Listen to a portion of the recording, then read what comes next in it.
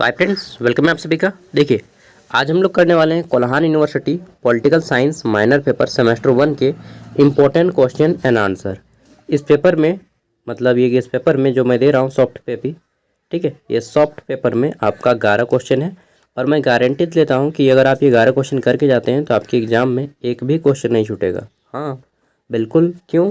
क्योंकि मैंने ये सिलेबस के आधार पर रेडी किया है। ठीक है, ये 11 क्वेश्चन अगर आप रेडी पढ़ के जाइएगा तो डेफिनेटली आपके एग्ज़ाम में एक भी क्वेश्चन नहीं छूटेगा। ठीक है, इतना मैं गारंटी देता हूँ। गारंटी के बदले क्या, अगर नहीं मैच करे ना एग्ज़ाम में क्वेश्चन तब दूसरी बार हमारा वीडियो मत देखिएगा। ठीक है, यह है गारंटी। तो चलिए शुरू करते हैं। वैश्वीकरण का अर्थ और परिभाषा। What is globalization, meaning and definition जानना है। और आपका जो टॉपिक है यानी कि सेमेस्टर 1 पॉलिटिकल साइंस माइनर, इसमें आपको पढ़ना है पॉलिटिक्स एंड ग्लोबलाइजेशन। ठीक है, यानी कि राजनीति और वैश्वीकरण। तो देखिए, वैश्वीकरण क्या है? वैश्वी मतलब होता है विश्व, विश्व से बना है वैश्वी। करण मतलब एक करना। ठीक है, यानी कि विश्व को एक करना। किसके दृष्टिकोण से? सभी दृष्टिकोण से, बाजार के नज़रिए से, संस्कृति का आदान प्रदान हो, ठीक है, सभी चीज़ों का आदान प्रदान हो, इस नज़रिए से पूरा विश्व एक बाजार के रूप में उभरा है, पूरा विश्व एक परिवार के रूप में उभरा है। ठीक है, तो वैश्वीकरण का अर्थ है दुनिया भर के देशों और लोगों के बीच में बढ़ती परस्परता, निर्भरता और एकीकरण। ठीक है, यह एक ऐसी प्रक्रिया है जिसमें विभिन्न देशों के बीच वस्तु, सेवा, विचारों, संस्कृति का आदान प्रदान होता है, जिससे दुनिया एक दूसरे से जुड़ पाती है। ठीक है, जैसे ये जो यूट्यूब है अमेरिका का बनाया हुआ है, हम भी यूज कर रहे हैं। ठीक है, कर रहे हैं ना? हाँ, तो ये क्या है? वे भी एक वैश्वीकरण का ही तरीका है, या फिर वैश्वीकरण ना होता तो शायद यूट्यूब अमेरिका तक ही सीमित रहता, भारत में नहीं आ पाता। ठीक है, समझ गए? हाँ, तो विश्व की संस्कृति हो, सामान हो, चाहे कल्चर हो, चाहे कपड़ा हो, चाहे खाने पीने का चीज़ हो, ठीक है, चाहे व्यापार हो, हर चीज़ का आदान प्रदान ही वैश्वीकरण है। अगला है वैश्वीकरण के मुख्य पहलू इस प्रकार हैं। किस प्रकार है? तो आर्थिक वैश्वीकरण यानी कि इकोनॉमिक वैश्वीकरण पहला आ जाता है।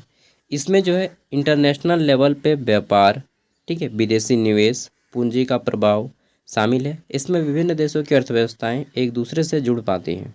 ठीक है, दूसरा हमारा सांस्कृतिक वैश्वीकरण यानी कि कल्चरल। ठीक है, इसमें विभिन्न देशों की संस्कृतियों का आदान प्रदान किया जाता है, जैसे भोजन, संगीत, फैशन इत्यादि। जैसे जीन्स, हम लोग जो है पश्चिमी कल्चर से जीन्स को अपनाए हैं, जीन्स का जो पहनावा है, और भारत से उन लोग जो है शर्ट अपनाया है, शर्ट। ठीक है, और धोती, लुंगी, ये सब भारत से उन लोग सीखा है और हम लोगों ने जीन्स पहनना सीखा है। अगला है राजनीति और वैश्वीकरण।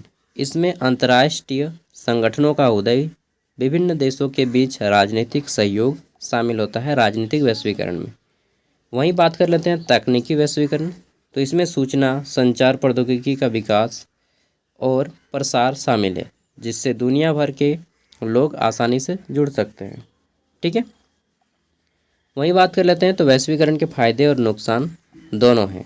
ठीक है, कुछ लोग मानते हैं कि वैश्वीकरण से आर्थिक विकास, गरीबी में कमी, सांस्कृतिक आदान प्रदान को बढ़ावा मिलता है। वहीं कुछ लोग का मानना है कि वैश्वीकरण से सांस्कृतिक एकरूपता, असमानता और पर्यावरण प्रदूषण जैसी समस्याएं भी होती हैं।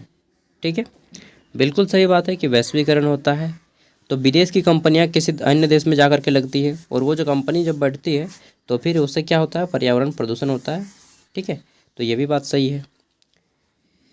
चलिए नेक्स्ट है हमारा, संक्षेप में अगर बात करें तो वैश्वीकरण एक जटिल प्रक्रिया है, मतलब बहुत बड़ी प्रक्रिया है, जिसमें कई पहलुओं पर विभिन्न प्रभाव देखने को मिलते हैं।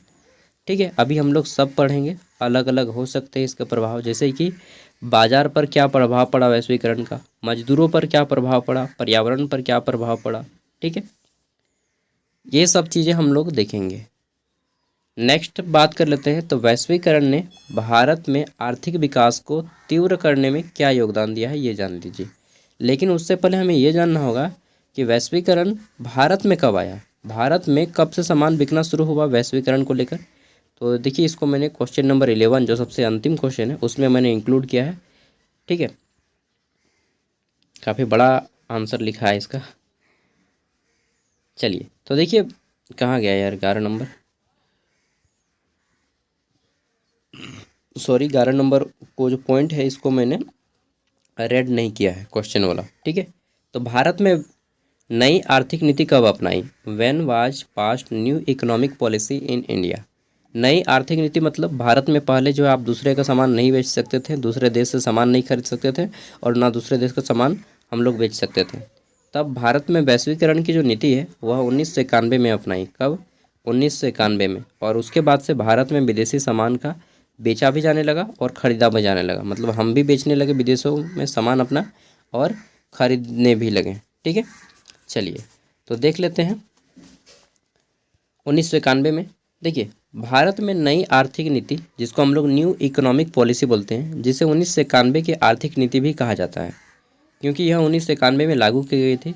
24 जुलाई, आज का ही जुलाई है, आज 22 जुलाई जब मैं ये वीडियो बना रहा हूँ, 24 जुलाई 1991 को तत्कालीन प्रधानमंत्री पीवी नरसिम्हा राव के नेतृत्व में शुरू की गई थी। इस नीति का मुख्य उद्देश्य भारतीय अर्थव्यवस्था को वैश्विक अर्थव्यवस्था के साथ एकीकृत करना और आर्थिक विकास का बढ़ावा देना था, ठीक है। यानी कि भारत को भी आर्थिक में ज़्यादा डेवलपमेंट मिले, ये इसका मेन मोटिव था, ठीक है। नई आर्थिक नीति के 3 मुख्य घटक थे। कितने मुख्य घटक थे? 3। एलपीजी इसको कहा जाता है, एलपीजी। एल से होता है लिबरलाइजेशन यानी कि उदारीकरण, पी से होता है प्राइवेटाइजेशन यानी कि प्राइवेट करना ज़्यादा से ज़्यादा, निजीकरण जिसको बोलते हैं, और सी से है ग्लोबलाइजेशन। यानी कि एलपीजी मॉडल आया होना हमारा 1991 में, लिबरलाइजेशन, प्राइवेटाइजेशन और ग्लोबलाइजेशन, हिंदी में बोलते हैं उदारीकरण, निजीकरण और वैश्वीकरण, ठीक है। तो पहला आता है उदारीकरण। ये क्या है? लिबरलाइजेशन। इसका मतलब है सरकार द्वारा लगाए गए विभिन्न प्रकार के प्रतिबंध को हटाया गया, ठीक है। जैसे कि लाइसेंस, आयात निर्यात प्रतिबंध, ठीक है, ये सभी हटा दिए गए ताकि ज़्यादा से ज़्यादा कंपनी हमारे देश में आके बसे। और नहीं तो देखिए 1000 को अगर पेंच रखिएगा तो कोई भी कंपनी आके बसना नहीं चाहेगा किसी भी देश में। उसको अब 1000 को टैक्स लगाइएगा, 1000 को रूल रेगुलेशन बताइएगा तो आदमी बोलता है अरे यार बहुत वहाँ पे माथा पे चाहिए, मत जाओ वहाँ पे, ठीक है। तो इन लोग क्या किया कि बहुत सारा सिस्टम रूल रेगुलेशन को हटा दिया, केवल वही रखें जो इम्पोर्टेंट था। फिर आया निजीकरण। निजीकरण मतलब प्राइवेट करना सबको शुरू कर दिया, ठीक है। इसका मतलब है कि सार्वजनिक क्षेत्र उपकरणों पीएसयू को निजी क्षेत्र में बेचना और उनका प्रबंधन निजी हाथों में सौंपना। जैसे जो इंडियन जो हम लोग फ्लाइट है एयर इंडिया, ठीक है, उसको भारत सरकार ने फिर बेच दिया रतन टाटा को, ठीक है। इंडिगो एयरलाइंस मतलब वायु सेवा बेच दिया गया, इंडियन ऑयल की कंपनी भी बेच दी गई, ठीक है।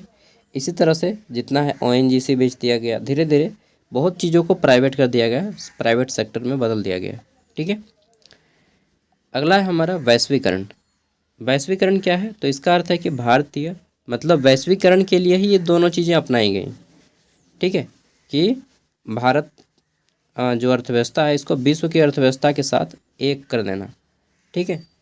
व्यापार और निवेश को बढ़ावा देना और विदेशी कंपनियों को भारत में कम करने की अनुमति देना, कम नहीं काम करने की अनुमति देना, सॉरी, ठीक है। मतलब कि विदेशी कंपनियां भी भारत में आके बस रहीं, ठीक है, ऐसा अनुमति मिल गया। नई आर्थिक नीति के तहत मुख्य उद्देश्य क्या थे? तो देखिए इसमें आर्थिक नीति को बढ़ावा देना यानी जो इकोनॉमिक पॉलिसी इसको बढ़ावा दिया गया। उदारीकरण, निजीकरण और वैश्वीकरण के माध्यम से सरकार का लक्ष्य आर्थिक विकास की दर को बढ़ावा देना था। मुद्रास्फीति को नियंत्रित करना, ठीक है। वही बात कर लेते हैं तो सरकार का लक्ष्य मुद्रास्फीति को नियंत्रित करना और मूल्य स्थिरता बनाए रखना, विदेशी निवेश को आकर्षित करना, ये सारे लक्ष्य थे किसके? वैश्वीकरण के। सरकार का लक्ष्य विदेशी निवेश को आकर्षित करना था, यानी कि विदेश से जितने भी हमारा ज़्यादा से ज़्यादा बेनिफिट हो उसको लेना, ठीक है, आकर्षित करना। भारत में जो अर्थव्यवस्था थी इसमें पूंजी और टेक्नोलॉजी के प्रवाह हो सके, यानी कि भारत में भी टेक्नोलॉजी ज़्यादा से ज़्यादा आए, ठीक है, क्योंकि हमारा भारत टेक्निकली बहुत पीछे है। आप मानते हैं इस बात को? हाँ, नहीं तो हमारे भारत के पास अपना देखिए यूट्यूब नहीं है और ब्राउज़र भी नहीं है, जबकि चाइना के पास अपना यूट्यूब है, अपना ब्राउज़र है, ठीक है। इवन हमारे पास अच्छे फ़ोन भी नहीं है एंड अच्छा लैपटॉप भी नहीं है, ठीक है। चलिए जो भी है, टेढ़ा है पर मेढ़ा है ना। और देखिए ना बिंगो टेढ़े मेढ़े, निर्यात को बढ़ावा मिला कि सरकार का लक्ष्य निर्यात को बढ़ावा देना ताकि विदेशी मुद्रा अर्जित की जा सके, रोजगार के अवसर पैदा करना। ठीक है, सरकार का लक्ष्य रोजगार के अवसर पैदा करना था ताकि बेरोजगारी को कम की जा सके। नई आर्थिक नीति के सकारात्मक प्रभाव, आर्थिक नीति में वृद्धि। 1991 के बाद भारतीय अर्थव्यवस्था आर्थिक विकास की दर में वृद्धि हुई और विदेशी निवेश में वृद्धि हुई। ठीक है, नई आर्थिक के कारण क्या हुआ, जब हम लोग 1991 की आर्थिक नीति को अपनाए तो भारत में विदेशी निवेश में वृद्धि हुई और निर्यात में भी वृद्धि हो गई। ठीक है, तो कुल मिला के बात इतना है कि भारतीय अर्थव्यवस्था को गति मिल गई 1991 में। ठीक है, चलिए यही था। उसके बाद स्वास्थ्य सेवाओं में भी अंतर आया और हर क्षेत्र में आपको इसका प्रभाव देखने को मिलने लगा। ठीक है, तो हम लोग क्वेश्चन नंबर 1 में आते हैं फिर से। अब समझ गए कि भारत में वैश्वीकरण को कब अपनाया, 1991 में। उस समय प्रधानमंत्री थे पीवी नरसिम्हा राव और वित्त मंत्री थे डॉक्टर मनमोहन सिंह। ठीक है, अगला है वैश्वीकरण ने भारत के आर्थिक विकास को तीव्र करने में क्या योगदान दिया। भारत का जो आर्थिक विकास है इसको तीव्र करने में वैश्वीकरण का क्या योगदान रहा। तो देखिए अभी हम लोगों ने पढ़ा है कि वैश्वीकरण 1991 को अपनाया गया, उसके बाद हर क्षेत्र में इसका प्रभाव बढ़ता गया। ठीक है, जैसे निवेश बढ़ा, भारत में विदेशी कंपनियां आके बसने लगी, निर्यात में वृद्धि हुई, यानी कि हम लोग भी ज़्यादा से ज़्यादा देशों तक अपना सामान बेचने लगे। जैसे भारत का जो लोहा है टाटा कंपनी का, टाटा स्टील है ना, वो ट्रैक ना इंग्लैंड में भी जाकर के इंडियन रेलवे, इंग्लैंड का जो रेलवे है उसका ट्रैक जो बनता है टाटा के लोहा से बनता है। आपको मालूम है? नहीं मालूम है? चलिए जान लीजिए। भारत के मजदूर विदेशों में जाकर के काम करने लगे। ठीक है, औद्योगिकरण हुआ, ज़्यादा से ज़्यादा कंपनियां हमारे देश के आने के बसने लगी। ठीक है, कुछ कुछ कंपनियां विदेश में, हमारी देश की कंपनियां भी विदेश में जाकर के बसने लगी। ठीक है, प्रतिस्पर्धा बढ़ी, कंपटीशन बना मार्केट में। ठीक है, और आर्थिक विकास शुरू हो गया। तो ये है मोटा मोटा मैं बता देता हूँ। तीसरा जो प्रश्न है हमारा, वैश्वीकरण में सूचना और संचार प्रौद्योगिकी की क्या भूमिका है। यानी कि एक दूसरे देश तक कनेक्ट होने में वैश्वीकरण में, ये जो हमारा एक देश दूसरे देशों को, मतलब पूरा विश्व को एक दूसरे से जोड़ दिया, इसमें इंफॉर्मेशन टेक्नोलॉजी मतलब कंप्यूटर हो गया, इंटरनेट हो गया, इनकी क्या भूमिका है। तो देखिए सबसे बड़ी भूमिका तो इन्हीं की है। जैसे यूट्यूब ही इसका एक सबसे अच्छा एग्जांपल है। यूट्यूब हो गया, गूगल हो गया। ठीक है, मोबाइल फ़ोन हो गया, internet, WhatsApp, Twitter, Facebook, Instagram और जितने भी सोशल मीडिया प्लेटफॉर्म है, इवन हमारा जो टीवी चैनल है, न्यूज़ चैनल है, ये सारे हमारे इसी के उदाहरण हैं। तो पूरे विश्व को एक कर दिया गया है। ठीक है, कोई भी देश का आदमी दूसरे देश में जाकर के न्यूज़ रिपोर्टिंग कर सकता है।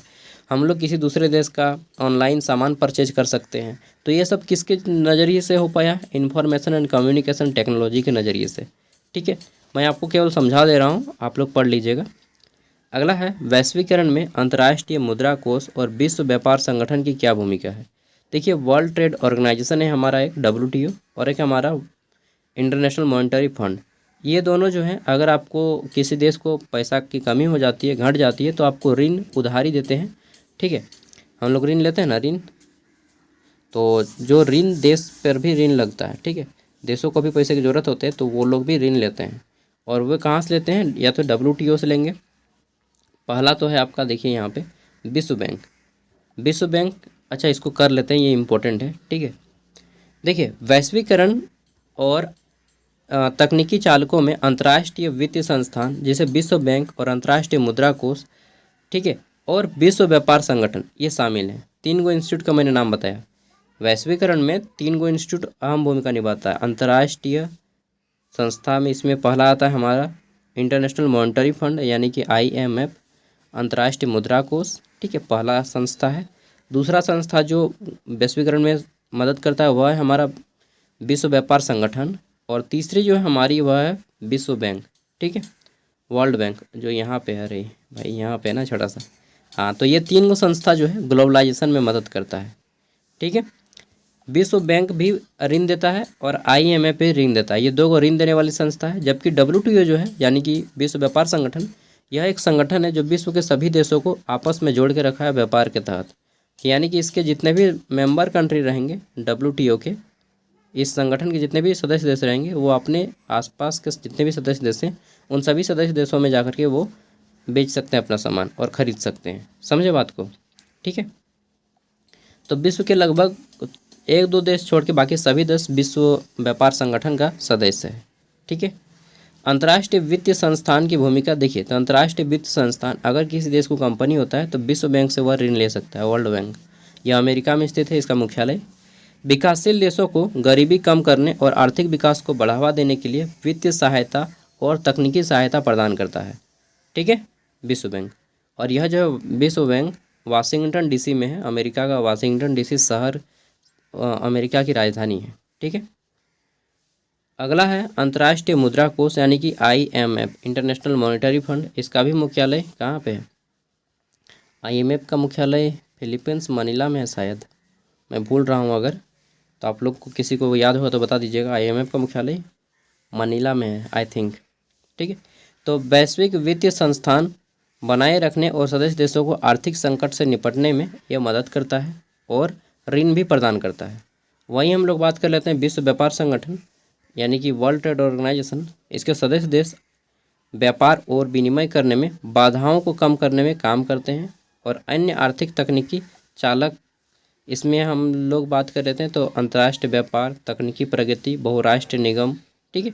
और कुल मिला के बात इतना है कि इन सभी के सहयोग से ही आज हमारा वैश्वीकरण काम कर रहा है। ठीक है। अगला बात कर लेते हैं तो वैश्वीकरण का पर्यावरण पर क्या प्रभाव पड़ा है। तो आप सभी को मालूम है, सबसे पहले लिखिएगा कि किसी भी चीज़ का साइड इफ़ेक्ट भी होता है और एडवांटेज भी होता है, मतलब हानियाँ भी होती हैं और नुकसान भी होता है।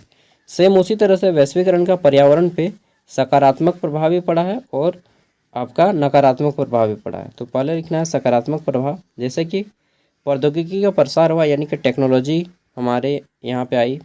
ठीक है। और इसका मतलब पर्यावरण पे तो ज़्यादा तक बुरा ही प्रभाव पड़ा है, अच्छा प्रभाव एक ही हुआ है कि बस टेक्नोलॉजी को थोड़ा सा इसमें क्या हुआ है कि इन्फॉर्मेशन फास्ट मिल रहा है। लेकिन नकारात्मक प्रभाव बहुत ज़्यादा है, जैसे फैक्ट्री लगा तो प्रदूषित होने लगा। ठीक है। नुकसान मतलब बहुत ज़्यादा है, जल के जरिए फिर जल प्रदूषण हो गया, वायु प्रदूषण हो गया, ध्वनि प्रदूषण हुआ। कुल मिला के बात इतना है कि वनों की कटाई की गई, फैक्ट्री लगा तो वनों की कटाई, रोड बना तो वनों की कटाई। कुल मिला के बात इतना है कि नुकसान ज़्यादा हुआ है, फ़ायदा कम हुआ है। किसको? पर्यावरण को। ठीक है। और इसका प्रभाव जो है हमें लॉन्ग टर्म में देखने को मिलेगा, अभी तो नहीं देखने को मिलेगा, लॉन्ग टर्म में देखने को मिलेगा। ठीक है। छठा प्रभाव है छठा क्वेश्चन है वैश्वीकरण का संस्कृति पर क्या प्रभाव पड़ा। तो हमने बताया कि एक दूसरे देश की संस्कृति एक दूसरे देश से आदान प्रदान की गई। आपको मालूम है थाईलैंड, ठीक है, वहाँ का जो नेशनल एंथम है वो राष्ट्रीय पुस्तक नेशनल बुक या क्या जो है यार, रामायण को घोषित किया गया नेशनल लेवल पे कुछ। ठीक है, मुझे याद नहीं आ रहा है एक्चुअल में। ठीक है, तो रामायण को वहाँ पे घोषित किया गया है। नेक्स्ट आता है हमारा घरेलू बाजार पर वैश्वीकरण के क्या प्रभाव पड़े। तो देखिए हमारा जो छोटा छोटा मार्केट है इसमें क्या हो गया कि अगर इंटरनेशनल लेवल का सामान आएगा तो सिंपल सी बात है कि इसको नुकसान पहुंचेगा। अब किसान उतना क्वालिटी तो नहीं दे पाएगा ना। ठीक है, और जबकि वर्ल्ड लेवल का जो सामान आता है सस्ता भी होता है और क्वालिटी भी देता है। तो इससे क्या होता है कि घरेलू बाजार पे जो है इसका नकारात्मक प्रभाव पड़ा है। छोटे किसानों पे इसे नकारात्मक प्रभाव पड़ा है। छोटे किसानों का हानि हुआ है, बड़े किसानों का फायदा हुआ है। ठीक है, तो वैश्वीकरण का प्रभाव गरीब किसान पे बुरा पड़ा है। अगला है वैश्वीकरण किसानों को कैसे प्रभावित किया है। तो एक फ़ायदा ये भी हुआ है कि वैश्वीकरण से क्या हुआ कि किसानों को जो है ना सही बीज मिलने लगा, बाहर से पेस्टिसाइड आने लगा, तो इससे फ़ायदा हुआ। लेकिन फिर से अल्टीमेटली इनको नुकसान ही पहुंचा, क्योंकि वो जो फिर अनाज उपजाते हैं उनका रेट या तो कम हो जाता है या फिर बिकता ही नहीं है। हाई रेट रखिएगा तो बिकेगा नहीं, क्योंकि उनका सामान फॉरेन मार्केट की तुलना में ख़राब आता है, मतलब क्वालिटी नहीं दे पाता है। और दूसरी बात कि उतना आपको प्राइस नहीं मिलेगा। ठीक है, आप इसे खुद भी अगर आप किसान होंगे तो आप अपना समझ सकते होंगे कि हमारा जो धान होता है, ठीक है, उसका उतना कीमत नहीं मिल पाता है। और देखिएगा तो उन लोग जो मार्केट मतलब हम लोग जो चावल बनाते हैं उसका कीमत बहुत कम रहेगा। हालांकि हम लोग का पौष्टिक बहुत ज़्यादा है। ठीक है, लेकिन उन लोग जो चावल लगा जैसे बासमती चावल हो गया, बाबा राइस हो गया, ठीक है, डबल पैरोट हो गया, तो जितना भी पॉलिश मारा हुआ चावल आता है उनका मार्केट प्राइस बहुत ज़्यादा है। जबकि हम लोग का जो घर का जो हम लोग सुखा के ढेंकी में कूट के, ठीक है, चाहे धान पिसा के जो खुद से बनाते हैं सिझा के, ठीक है, उसका जो प्राइस है बहुत कम लिया जाता है। बस कमी एक ही है कि हम लोग जो है ना उतना फ्रेश क्वालिटी वाला नहीं दे पाते हैं। कैसे देंगे भाई, हम लोग मशीन से नहीं करते हैं ना, हम लोग मैनुअली करते हैं हाथ से। तो कुल मिला के बात इतना है कि विस्थापन हुआ है, मतलब किसानों पे उल्टा प्रभाव पड़ा है। और वैश्वीकरण का प्रभाव मानव विस्थापन और मजदूरी पर क्या पड़ा, तो देखिए मजदूर लोग भी एक दूसरे देश में जाकर के काम करने लगा, ठीक है, तो मानव विस्थापन हुआ। इसके अलावा जहाँ पे फैक्ट्री बसी तो वहाँ के लोगों को हटाया गया, ठीक है, तो इससे क्या हुआ, मानव का बहुत सारा एक सिस्टम जो है विस्थापित हो गया। इसके अलावा क्या होता है कि अगर फैक्ट्रियाँ आ गई तो काम तो मिला, लेकिन उनको काम मिला जिनको टेक्निकल नॉलेज है, लेकिन मजदूर को मतलब एक तरह से देखा जाए तो जहाँ पे 10 लोगों का काम था वहाँ पे अब 2 ही आदमी काम कर रहा है, क्योंकि सब सामान मशीन से हो रहा है, ठीक है। तो देखिए समय के साथ ना सब कुछ बदलना जाए। अब हम इसको सही बोले या गलत, मैं कंफ्यूज हूँ, ठीक है, यह नुकसानदायक है या हमारे लिए फ़ायदेमंद है डिसाइड कर पाना थोड़ा सा मुश्किल है। बाकी ये सब आप पढ़ लीजिएगा, ठीक है। क्वेश्चन नंबर 10 है, वैश्वीकरण पर उदारवादी, स्वदेशी और मार्क्सवादी दृष्टिकोण को बताइए। 3 गो दृष्टिकोण है, उदारवादी, स्वदेशी और मार्क्सवादी, ठीक है। चलिए ये 11 क्वेश्चन आप कर लीजिए, डेफिनेटली आपके क्वेश्चन एक भी यहाँ से बाहर नहीं जाएंगे। 29 पेज का PDF है और इस PDF को मैं फ्री में वीडियो का डिस्क्रिप्शन में दे रहा हूँ, आप यहाँ से एक्सेस कर सकते हैं। और अगर आपका कोई दोस्त जो रखा हो उन तक इस वीडियो को शेयर कर दीजिएगा। बाकी MDC पेपर क्या है आपका कमेंट कीजिएगा, हालांकि मैं MDC 1 नहीं 2 ही बना पाऊँगा। और AC पेपर हिंदी का पूरा वीडियो दे दूँगा, ठीक है। इसके अलावा बात करें तो हम लोग जो है AC हिंदी दे दूँगा, और सेक पेपर डिजिटल एजुकेशन का पूरा वीडियो अपलोड है, ठीक है। DI का जो है डिजिटल एजुकेशन का पूरा वीडियो अपलोड है, 7 गो पार्ट, आप उसे देख सकते हैं। बैक पेपर अंडरस्टैंडिंग इंडिया का मैं बना दूंगा, बाकी एनवायरमेंटल साइंस का ऑलरेडी अपलोड है, ठीक है। Thank you, bye.